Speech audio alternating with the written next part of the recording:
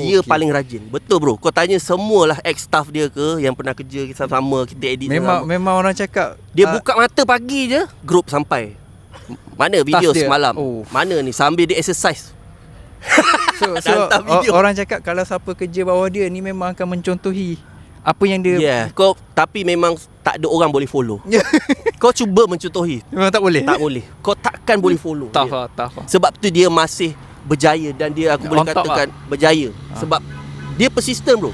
Betul. Walau apa pun keadaan, viral ke, kena kecam ke, konsisten keluar. Gaduh dengan Datin ke, dia tetap konsisten. Itu yang paling aku rasa orang tak boleh nak challenge lah. Tak boleh nak challenge. Kita kalau dah senang sikit dah.